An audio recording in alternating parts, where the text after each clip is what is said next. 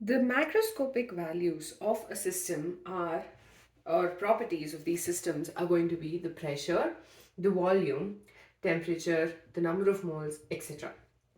So these are the macroscopic values of the system. Now, the state of the system is given when these macroscopic values will have a definite they have a definite value. Okay, so when they change, there will be a change in the state of the system as well. So in this video, we are going to be talking about two important terms, state variables and state functions.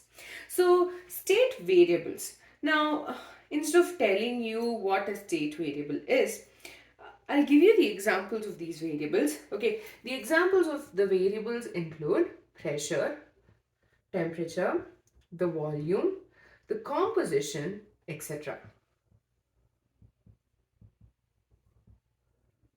So when we know these values, okay, we will be able to figure out the state of the system. So the pressure, the temperature.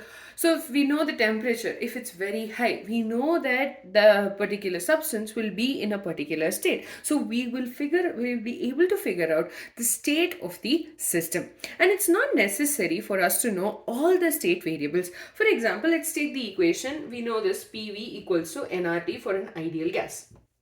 Now, if we know pressure and volume, and let's say we know the temperature as well, it's easier for us to find the number of moles. Similarly, if we know pressure, volume, and number of moles, we'll be able to find out the temperature. So same goes for the volume, number of moles, and temperature. We'll be able to figure out the pressure. So what I'm trying to say is it's not necessary for us to know the values of all the state variables of that particular system. Okay, so that's all about state variables. Now, the other one is the state function. So state function, what happens is, let's take for example a system converted from A to B. It went from state A to state B with a particular set of pressure, temperature, volume. All of that was specific. Now, it does not matter as to how this conversion took place. Okay, these functions do not care about how this conversion took place, but it cares about the initial and the final states. So suppose pressure changes. So when A changes to B, there was a change in pressure from P1 or PA to PB. Now, it does not matter as to how A changed to B. All pressure cares about is A changed from A to B. That's all. It just depends upon the initial and the final states. And other examples of this particular state function includes, again, pressure, volume, temperature, internal energy, and this is denoted as U, and enthalpy, which we will be learning about in detail at a later point in this chapter. Entropy, again, we'll be talking about this.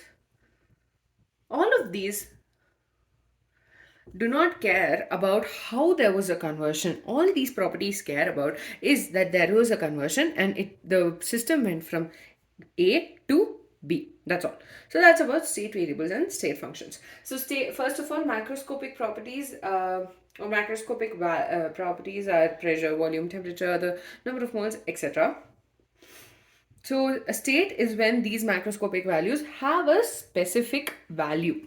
Now, state function, when there is a change in these values, there will be a change in state. So you have two things you need to know about. State variables, these tell us or give us the information about the state of the system. And it's not necessary for us to know all the state variables of the system. It's only to a certain extent we need to know. The remaining we can easily deduce. State functions, on the other hand, depend only on the initial and the final stage, and it does not, it's not important for them to understand the path about how that conversion came about. It's only from A to B, and the initial stage and the final stage. Examples of state functions include pressure, volume, temperature, internal energy, enthalpy, entropy, etc.